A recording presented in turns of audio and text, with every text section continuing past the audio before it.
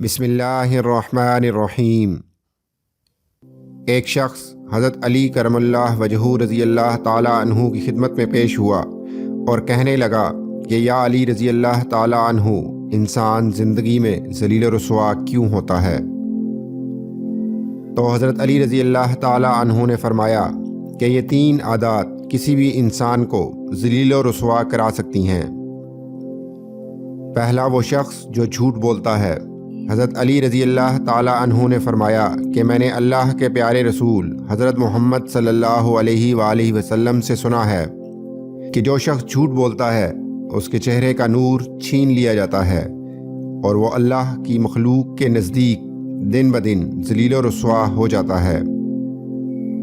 دوسرا، وہ شخص جو فضول خرچ ہو۔ یہ فضول خرچی انسان کو دوسروں کی نظر میں ذلیل و رسوا کرا دیتی ہے، جبکہ اس کے برعکس مومن ہمیشہ میانہ روی اور اعتدال کا راستہ اختیار کرتا ہے۔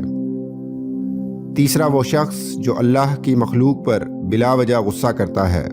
یہ غصہ کرنے والا شخص اپنی قدر و قیمت کھو دیتا ہے اور ذلیل و رسوا ہو کر رہ جاتا ہے۔ حضرت علی رضی اللہ تعالیٰ عنہ نے فرمایا کہ کفر کے بعد سب سے بڑا گناہ کسی کی دل آزاری ہے۔ انسان کے کردار کی 2 منزلیں ہیں، دل میں اتر جانا یا دل سے اتر جانا۔